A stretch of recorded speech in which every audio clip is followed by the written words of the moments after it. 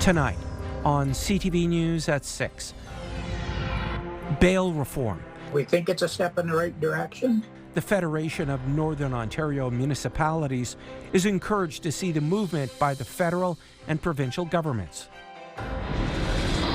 He's giving up his wolf dogs. I knew there was going to have to be consequence to my actions. A Wanapate area man is paying a fine, but his pets are going to remain together. And a decade of operation. I don't think this project would have happened if Hydro-Mega would not have been that true partner. A First Nation community is marking a milestone. CTV News at 6 with Tony Ryma and Rick Wyman with weather. Good evening. So glad you are with us on this Monday. A 63-year-old cyclist has died after a collision in Sault Ste. Marie. It happened yesterday at the intersection of Wellington Street East and Kohler Street. A 22-year-old driver was involved in the crash and police are still investigating.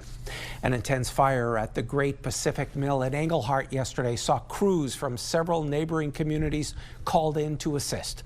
The Englehart and area fire department responded to a call around 5 in the morning to find a large pile of waste wood on fire. The wood pile was roughly 18 meters by 92 meters in size and had been designated to be chipped up as hog fuel or biofuel. The blaze was so intense, crews from Savard and Earlton Fire Services were called in and supplied an extra water tanker and established a water shuttle system.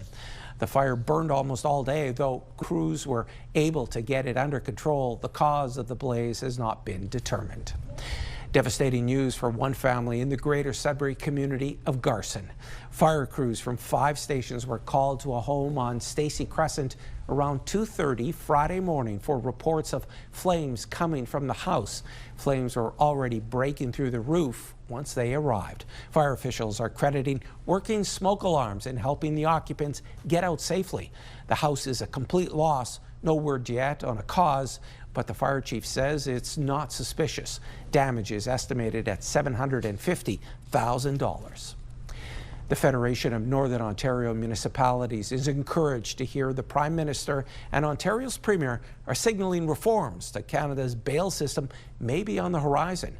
FNOM's president and North Bay's police chief both shared their reactions with CTV's Lydia Chubak. The Federation of Northern Ontario Municipalities says it's been lobbying the federal and provincial governments for bail reform for the past 4 years. FNOM says its members and police services have long raised concerns about the revolving door justice system that allows repeat offenders back into its communities. The Prime Minister and Ontario's Premier have recently stated reform is needed. This government is committed to reforming the criminal code. People are absolutely done with us. We have to change Young Offenders Act. We have to make sure we have bail reform, and we need mandatory sentences. FNOM's leader says these words are encouraging. We think it's a step in the right direction. The last thing you want to see is anybody incarcerated, but the reality is there are some that need to be dealt with and a little harsher. Whalen says North Bay's Police Chief Daryl Longworth has been a strong participant in all of FNOM's meetings on the issue. Chief Longworth says if people are a danger in the community, they need to be kept apart from it. If there's a risk that they're going to cause violence or wreak havoc in the community while they're awaiting trial, then they should be kept in custody. And both Longworth and FNOM say if there is not enough capacity in jails, build more. The provincial government and the federal government have to step up and do their part and make sure there's places for these people to go. Until they are built, we continue to be burdened with the extra costs.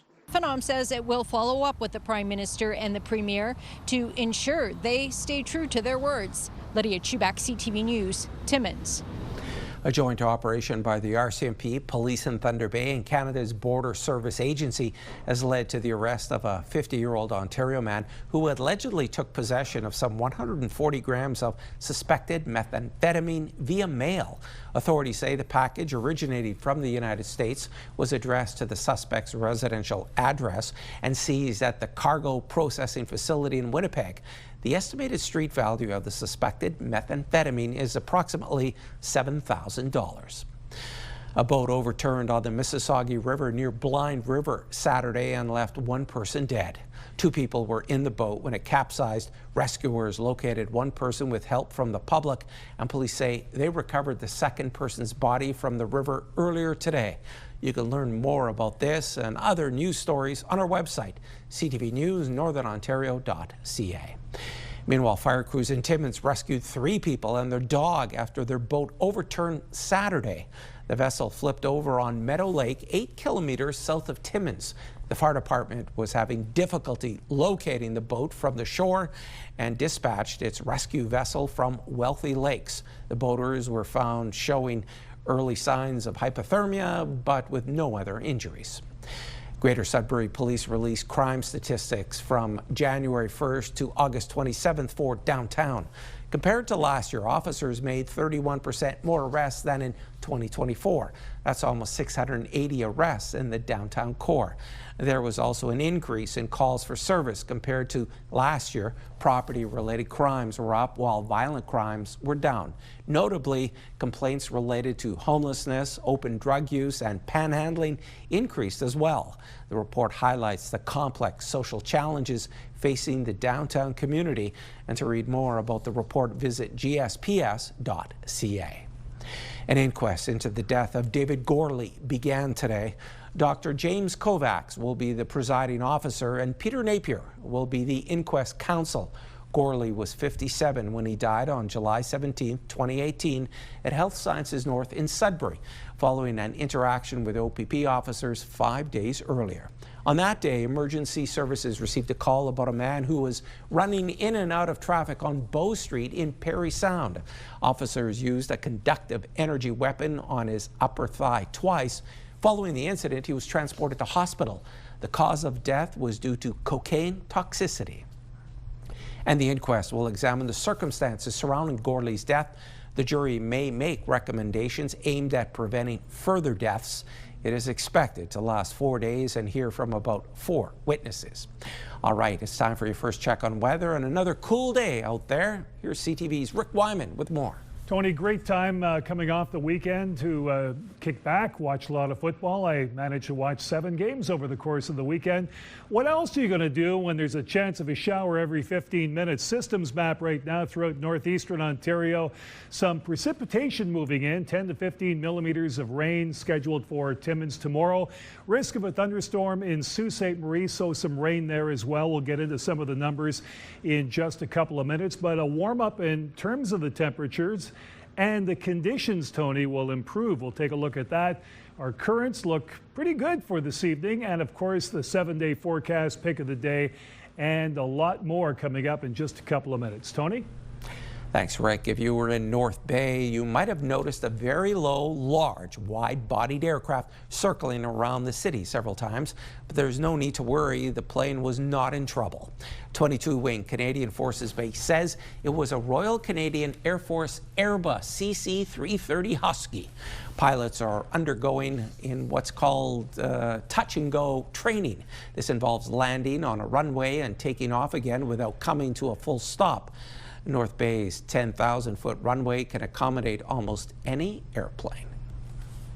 He has to pay a fine. Still to come on CTV News at 6, a Greater Sudbury man talks about giving up his 16 wolf dogs. But first, we're off to downtown Parry Sound. This is a live webcam of the core, courtesy of Northern Creations. It's 16 degrees. We are back after this commercial break. See it happen? Send it to CTV News. Text 10400 from your screen to ours. Text 10400. Doke's First Nation is celebrating a milestone, a decade as majority owner of a hydro dam. As CTV's Eric Tashner tells us, the First Nation is reaping the rewards from the project.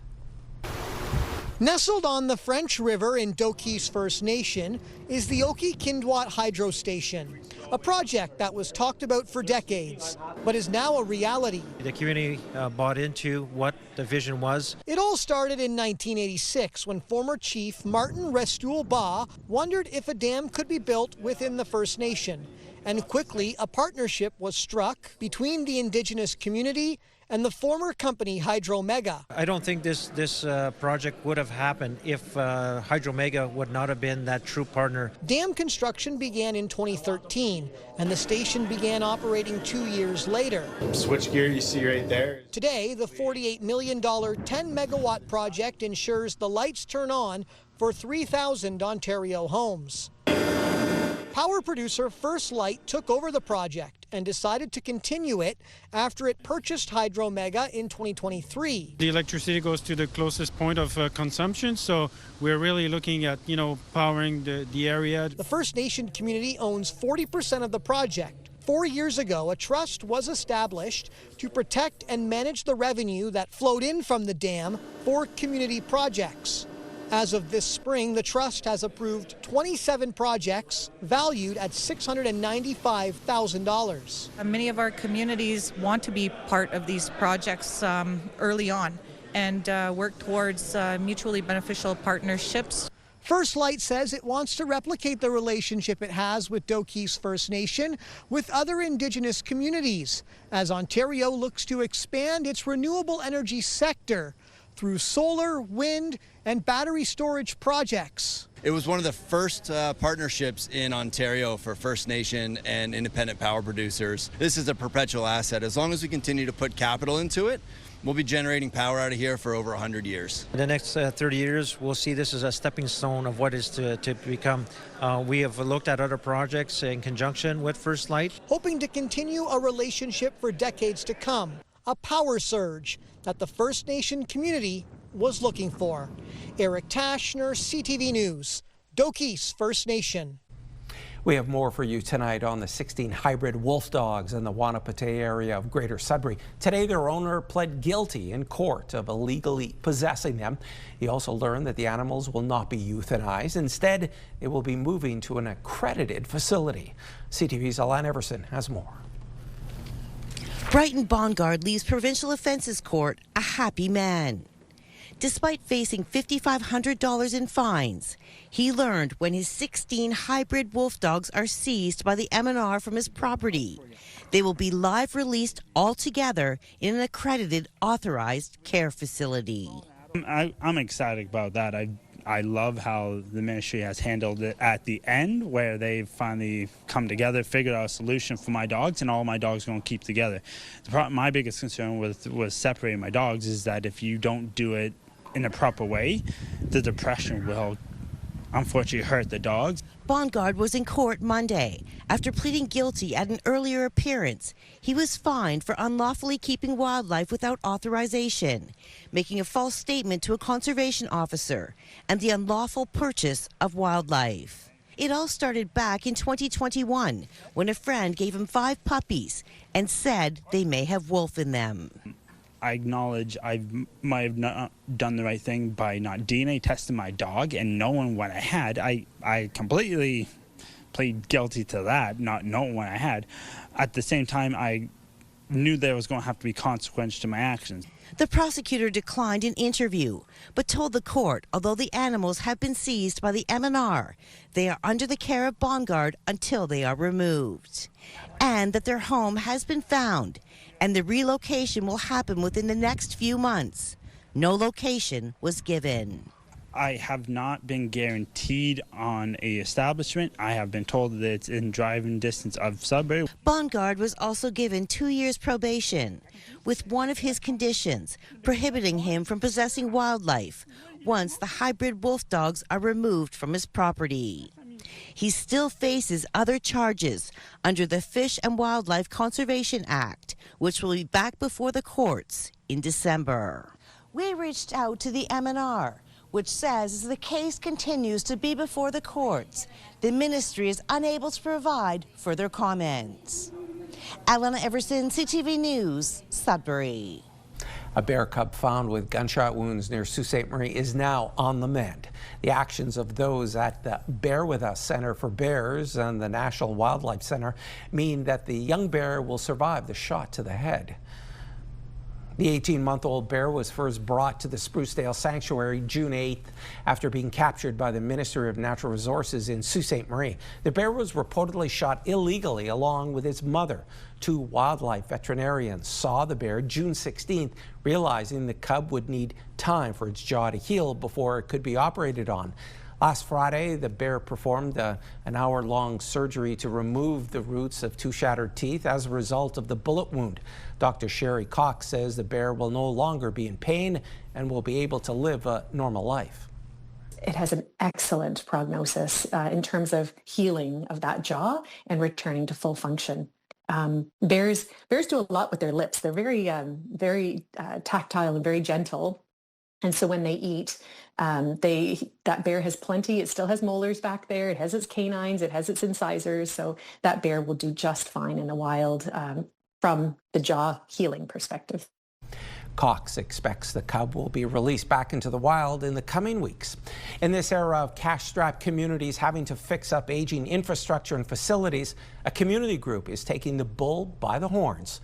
At the end of summer, the Mindemoya Arena Repair Committee donated more than $23,000 for repairs to the J.H. Burt Memorial Arena in Mindemoya. Money was raised by several means, including bottle drives, pancake suppers, and donations from the business community.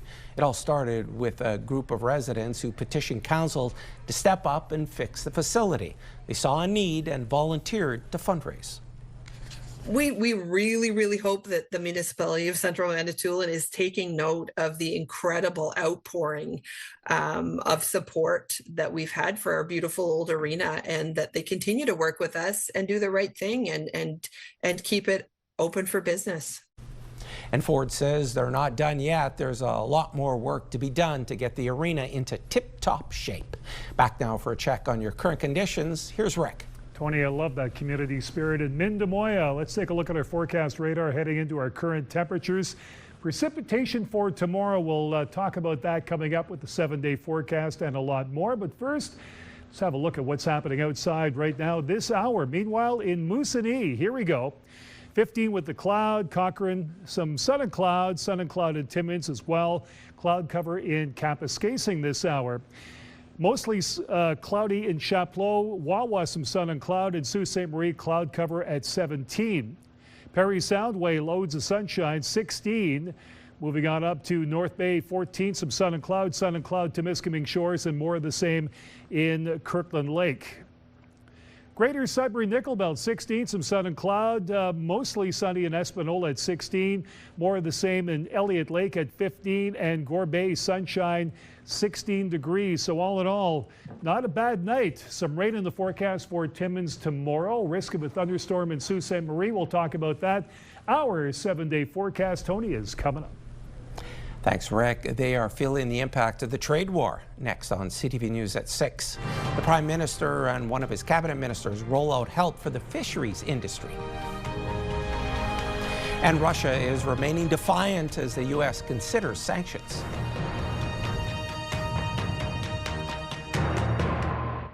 Police in Ontario are searching for a convicted sex offender who allegedly cut off his ankle monitor while on bail. In May, 27-year-old Chengwan Chad Lee was found guilty of obtaining sexual services for consideration under 18 and failure to comply with a judicial release order.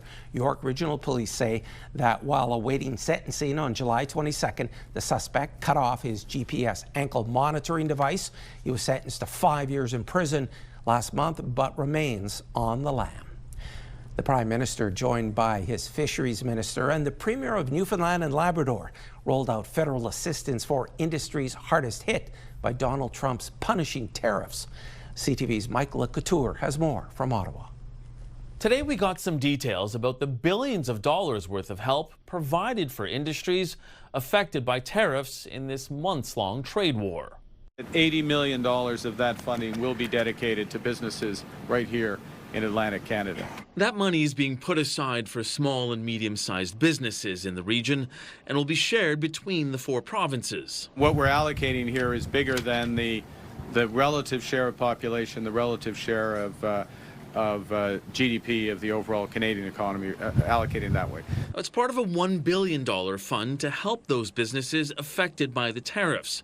But some advocates point out businesses are still trying to repay pandemic loans, and they'd like to see relief in another form. Perhaps a measure to actually eliminate all corporate income taxes on small firms until such time as we're on the other side of the trade war. Ultimately, aluminum is a commodity. In Montreal, Industry Minister Mélanie Joly sketched out some details around the sectoral help. Quebec aluminum sector will get its fair share, and we believe that with the projects that are being discussed right now with Alcoa, with Rio Tinto, and with Alouette, it's hundreds of millions of dollars. Both the financial aid and focus on using local aluminum for public procurement projects is being applauded by the industry, but it won't replace what's being lost in the trade war. We can't just easily transfer what was sold in the US just here in Canada.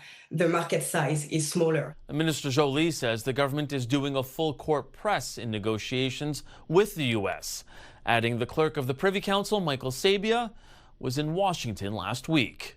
Mike Lecouteur, CTV News, Ottawa.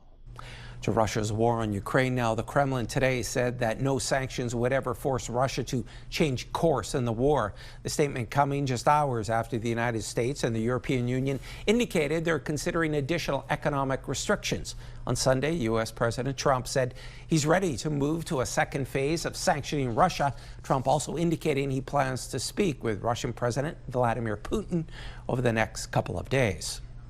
All this coming after Russia unleashed its largest air assault on Ukraine since the war began. More than 800 drones and missiles were fired across Ukraine over the weekend, killing at least 4 people and injuring dozens more. Ukrainian forces say most of the drones and missiles were shot down. Canada, France, and the UK are among those condemning the attack, which also damaged a key government building. Ukrainian President Volodymyr Zelensky spoke about Putin's endgame on ABC's This Week. To my mind, Putin's goal is to occupy Ukraine. This is to destroy us, occupied. Zelensky said Russian strikes on Kyiv's main government building are a ruthless attack and vows an appropriate response. A new Banksy has appeared on the walls of London's High Court overnight. As per tradition, Banksy posted pictures of the mural to his social media accounts. It depicts a judge in traditional judicial wig and robe beating a protester on the ground. The artwork has since been covered up with security guards posted on site. And there's more news still ahead, but first, here's your full weather forecast with Rick. Okay, Tony, here we go for the rest of the week over the course of the next 6-7 days. Forecast radar. Let's begin with a little bit of rain in some sectors. Timmins, 10 to 15 millimeters, of course, and Sault Ste. Marie, risk of a thunderstorm for tomorrow. So precipitation, as you are seeing. This is like early Wednesday morning, continuing right through. So once we get rid of that, conditions and temperatures will improve. Let's have a look now. Greater Sudbury, partly cloudy, chance of showers in the Soo. In Timmins, Temiskaming Shores, partly cloudy and clearing in North Bay overnight.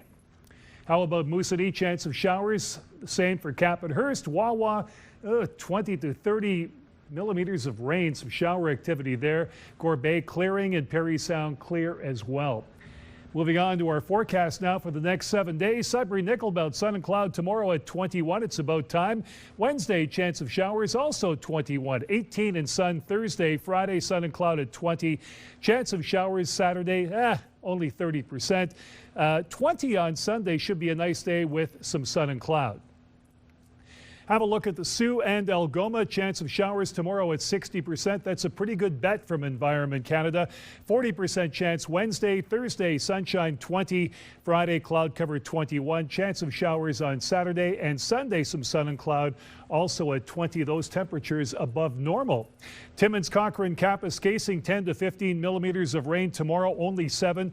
Only 3 on Wednesday. I don't like that. Chance of showers starts to warm up gradually. Thursday at 4. Friday at 11 with the clouds. Saturday, Sunday, 10 and 15 chance of showers. And here we go, 23 in a week's time next Monday. Temiskaming Shores and Kirkland Lake, chance of showers tomorrow and Wednesday at 40%, 22 and 20 your highs.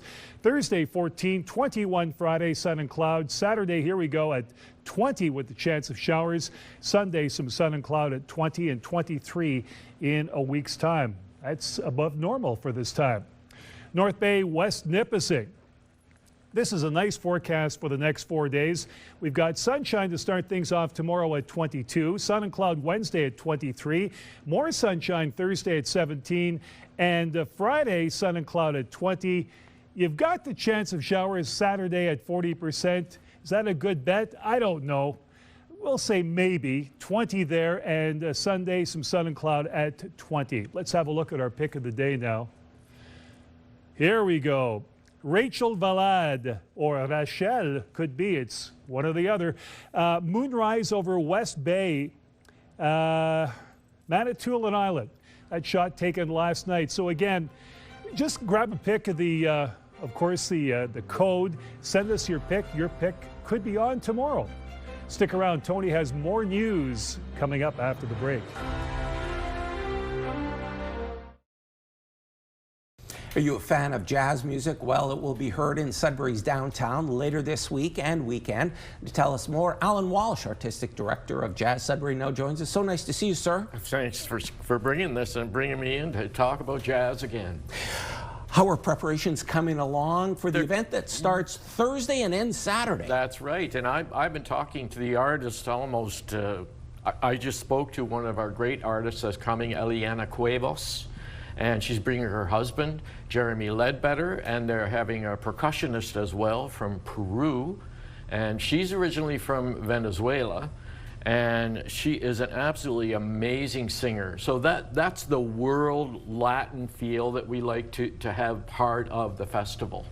Where do you go when it comes to these acts? How do you source them out? Well, Jeremy is an absolutely amazing pianist, and he's come to Jazz Sudbury, I don't know, probably 3 or 4 different times. Many, many years ago, he brought his band Cane Fire, and they had saxophones and trumpets and flute, just amazing, and lots of congas and percussion. So that tinge, that Latin tinge, is always something that's been part of jazz. So Jeremy is somebody that has worked with, for instance, Paddy Cano, and so it's really, really interesting to bring these people back after many, many years. Is everything happening downtown or within walking distance of these venues? Yes, it is. And we're starting on Thursday at the Place des Arts in the beautiful concert hall there. And we're having our Emerging Artist winner begin the concert. And this year, it's a wonderful bassist, originally from Victoria, BC, and he's studying at Humber College in Toronto. So he put in a submission and he won. And so he's gonna open us up with a quintet, really, really great trumpet and saxophone, guitar, bass, piano. It's gonna be really, really nice. And then after that, we're going to have Anthony D'Alessandro. Now, he was a winner of our Emerging Artist program probably about 5 years ago. The last time we were at Science North, he had won.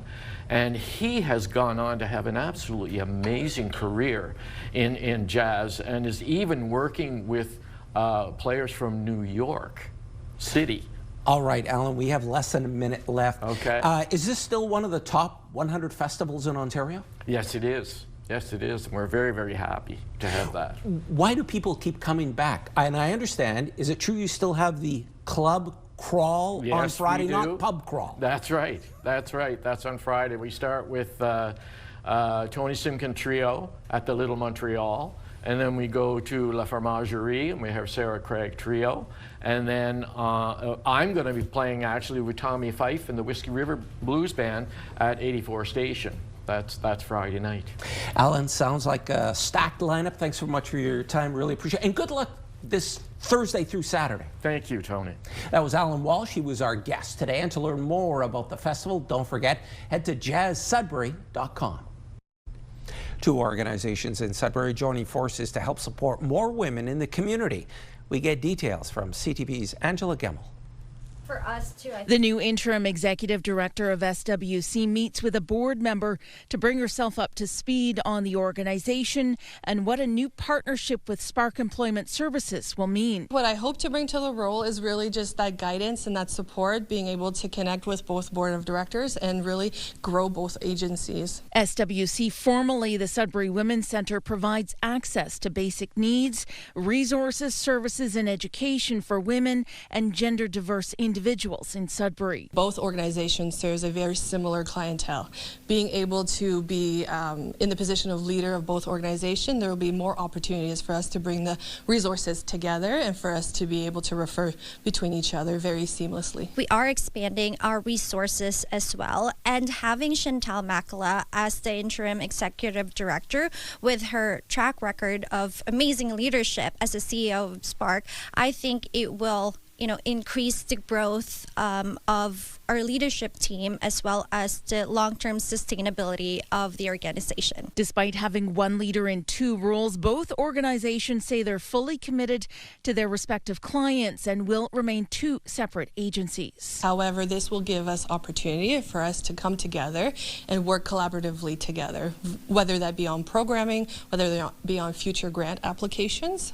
This is really a new innovative way of us to sort of deliver our services and to structure both organizations. So there's a lot more to explore and more new to identify. Makala says SWC wants to create a hub model, essentially a one-stop shop for clients in need of support. Makala adds she's hopeful her leadership can grow both agencies and move them a step closer to this goal. Angela Gemmell, CTV News, Sudbury. And Science North in Sudbury is reimagining leadership development with Leading Blue, an immersive experience that builds better leaders through skill building, strategy, and self-awareness.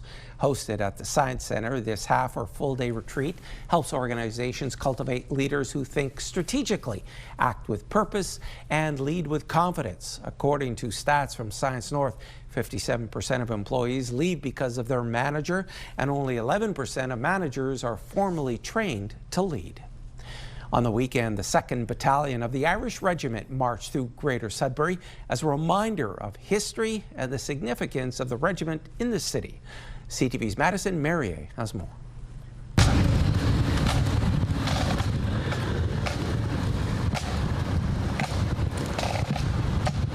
On Saturday, many saw the 2nd Battalion of the Irish Regiment march through the streets with bayonets fixed, colors flying, and drums beating. It goes back to the War of the Roses back in England, and when armies used to attack castles. So it goes from like that, and we still carry on that tradition today.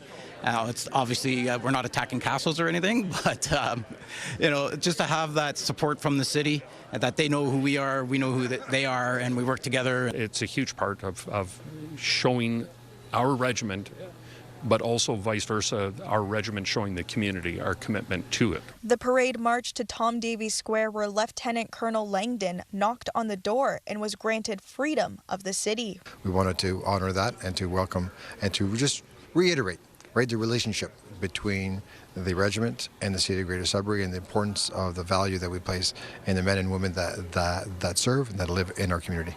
In our city right now, we currently have serving members over in Latvia, and again, our community should recognize that we do have members locally that are willing to go and serve on our behalf. The parade took place 1 month before the group's 110th anniversary and the 60th year of being stationed in Sudbury. This permission has been granted to the regiment 3 times since they moved to Sudbury from Toronto in 1965. They threatened to shut the regiment down, and instead of them shutting it down, the former captain, who was a senior magistrate here in Sudbury, said, "I don't want my regiment to shut down." So he ended up, him and a few other people were involved in bringing the regiment up to Sudbury. This weekend also saw a change in command as Lieutenant Colonel Tracy East, who took over as Deputy Commanding Officer after the parade, also became the new Lieutenant Colonel of the 2nd Battalion of the Irish Regiment here in Sudbury and the Algonquin Regiment from North Bay and Timmins. Madison Merrier, CTV News, Sudbury. It's a popular event, and it's this weekend, still ahead on CTV News at 6. People from coast to coast to coast will be lacing up their running shoes, all in memory of Terry Fox.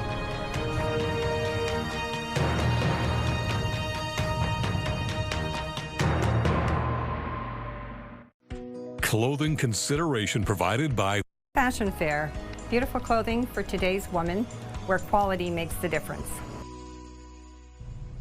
Odometer fraud is when someone rolls back an odometer to make it seem like a vehicle has lower mileage than it actually does. Getting a Carfax or used vehicle information package can help spot odometer fraud, but it's no guarantee. Here's CTV's Pat Foran. What did you first think when they said the odometer might be rolled back? Well, I was completely surprised and taken back by it. Gabriel Graziano of Woodbridge purchased a 2019 Ford F-150 2 years ago. At the time, he checked the Carfax report, and it showed no issues with the mileage. But he just went to trade in the truck to buy another vehicle, and now the Carfax report states potential odometer rollback. Obviously, it's going to affect my resale value and my trade-in value, which it did. The truck currently has 153,000 kilometers on the odometer, but now it appears the actual mileage is closer to 200,000.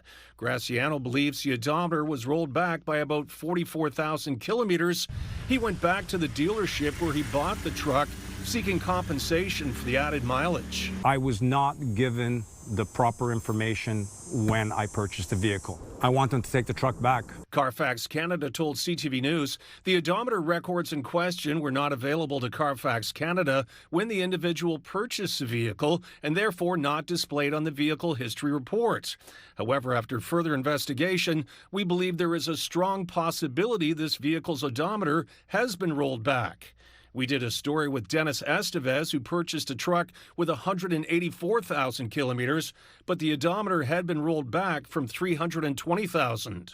Clearly, it was rolled back, and it needed a lot of work. Criminals can use tools to change odometer readings. The Ontario Motor Vehicle Industry Council, OMVIC, recommends you get a Carfax report, a used vehicle information package, and take a vehicle to a mechanic for an inspection. After CTV News reached out to the dealer where Graziano bought his truck, it agreed to compensate him for the rolled back odometer, which was great news for him. Very pleased that CTV came through and the dealership came through, and looking forward to getting the new truck. Pat Foran, CTV News. It's a growing concern for a number of young teenagers, online gambling, and it's prompting calls for stronger regulations. As CTV's Pauline Chan reports, legalized online gambling has turned any smartphone into a betting platform for anyone. About 18 months after single-event sports betting was legalized across Canada in August 2021, Dr. Sean Kelly says he began seeing adolescents, mainly boys, coming in with online gambling-related problems. It tends to be at the lower end, 12 to 13, all the way up to their young 20s. But the thing that really drove home how influential online gambling ads are was an incident with one of his own kids. Asked me what the difference between plus minus and an over-under was. And that was, hearing that from a 7-year-old made me become keenly aware of who was being affected by these advertisements. And while there are restrictions on who can participate in online betting, just like all adult-oriented online content, keeping youth away from it has yet to be effective in certain spaces. Dr. Kelly says the harms tend to be mostly financial, but also things like substance use, anxiety, and depression can result. I'm very concerned that suicidal behavior may seem like a reasonable solution to a financial problem that they have caused for themselves and their families. The Canadian Medical Association Journal says we can't wait for a rash of severe results like teen suicides before acting on the problem of teen online gambling. And they're supporting a new bill to create a framework of stronger restrictions. Number of advertisements per segment, number of advertisements per broadcast, there's a whole bunch of different ways that this could be measured and addressed. Bill 211 passed its second reading in the Senate in June, but the CMAJ says it's just a first step. Pauline Chan, CTV News. We're just days away from one of the biggest running and fundraising events of the year. Millions will be lacing up their sneakers this weekend to raise money for cancer research in the name of Terry Fox. and that includes thousands of runners here in Northern Ontario. This year will mark the 45th anniversary of the event. Officials say it's particularly special in northeastern Ontario, where Terry spent a lot of his time while undertaking the Marathon of Hope. And then, of course, you know, the very poignant end to his run in Thunder Bay. So I like to think that there's a real connection there. People who saw him and remember him, and now, of course, are helping teach their children and their grandchildren that story as well. There will be dozens of events from one end of the region to the other. Officials are hoping to raise $50 million for research. The annual CIBC Run for the Cure for Breast Cancer Research is in a few weeks, and today in North Bay, it was the launch of the campaign. The Run for the Cure is in its 21st year and will be taking place on Sunday, October 5th. This week is also Think Pink Week in support of the event. Statistics show 1 in every 8 women will be diagnosed with breast cancer. North Bay officials say registration and donation numbers are up, and on September 9th and 10th, CIBC will be matching dollar-for-dollar donations up to $500,000. It's great. Like, your heart's pumping, everybody's happy, everybody's laughing. It's a good thing. There's the wall, people write things on it and different things like that. So everybody's, you know, they all enjoy it. So there are opportunities for people to take chemo at home through a tablet. Treatment has definitely changed and improved, and the Canadian Cancer Society does fund projects like Wheels of Hope, so they're getting you to your cancer treatment. Last year's run saw over 46,000 people participate from coast to coast to coast. Supertramp founder and longtime frontman Rick Davies has died at the age of 81. It was an early morning yesterday. Davies and Roger Hodgson formed Supertramp in London in 1970. Their breakthrough came in 1974 with the release of their seminal album, Crime of the Century. They hit their commercial peak in 1979 with the release of Breakfast in America and this song, Goodbye Stranger. Davies died Saturday after a long battle with multiple myeloma, a type of blood cancer. Dearest Reader, the voice of Lady Whistledown, picks up an Emmy ahead of the big awards night this Sunday. David Daniel has that and more in tonight's Hollywood Report. It's all about collaboration, and we got on wonderfully. Julie Andrews has won her 3rd Emmy at age 89. She was honored at this weekend's Creative Arts Emmys for her voiceover performance on Bridgerton. The weekend's big winner was the Hollywood satire The Studio, which is this year's most nominated comedy series. It picked up 9 trophies, including cinematography and production design. The main Emmys ceremony is Sunday. What do you say we toast our tea to family relations? Oh. Father, Mother, Sister, Brother from veteran indie filmmaker Jim Jarmusch has won the Golden Lion, the top prize at the Venice Film Festival. The 3-part feature film is due in U.S. theaters December 24th. I grew up where there was nobody like me on TV. It was like, okay, networks, you don't have a place for me, I'm making my own place. Seen and Heard, the history of black television, looks at the legacy of black representation on TV, the challenges black artists and creators have faced, and how their storytelling has evolved and shaped culture with each generation. The 2-part documentary premieres Tuesday on HBO Max. In Hollywood, I'm David Daniel. Potential turbulence ahead for Air Canada flight attendants as they reject the wage offer. Last month, the flight attendants defied Ottawa's back-to-work legislation, forcing the employer back to the bargaining table where a tentative deal was reached. Air Canada and the union agree there will be no strike or lockout, and flights will continue to operate as scheduled. BNN Bloomberg's Marella Fernandez has those numbers and other business headlines. I think we have a business report to go to. Guys, do we have a business report today? Do we have that? 99% of the flight attendants who voted against the wage offer. The offer included a 20% wage increase over 4 years for those with 5 years or less on the job. Now negotiations will go to a mediator, which will avoid a strike. Flight attendants did strike mid-August, paralyzing the carrier and upsetting the travel plans of thousands around the world. Here's how the trading day ended. The Canadian dollar is up to 72.43. West Texas Intermediate is up 39 cents to 62.26. Western Canadian Select dropped $1.55 to under $50 a barrel. And the TSX dropped 22 points today, but remains above 29,000. Those are your business headlines. I'm Morella Fernandez. Here are the current prices for some key commodities we watch. Gold up $47.45, closing the day at $36.34.25 US an ounce. Silver up 32 cents to end the day at $41.33. Copper down 2 cents and nickel down 2 cents, ending the day at $6.84 US a pound. And Rick is back now for one last look at your Tuesday weather. Well, things are starting to brighten up, Tony. After all, we've got some rain in some sectors of northeastern Ontario. Sun and cloud, greater Sudbury 21. Sorry about Timmins at 17, 10 to 15 millimeters of rain. Sault Ste. Marie, risk of a thunderstorm, 60% chance of showers for tomorrow. How about North Bay, 22 with the sun, Perry Sound with the 21-degree reading, and the sunshine. Temiskaming Shores, 22, chance of showers. Tony? Thanks, Rick. And finally, an Ontario community went to the cats over the weekend and straight back to the Middle Ages.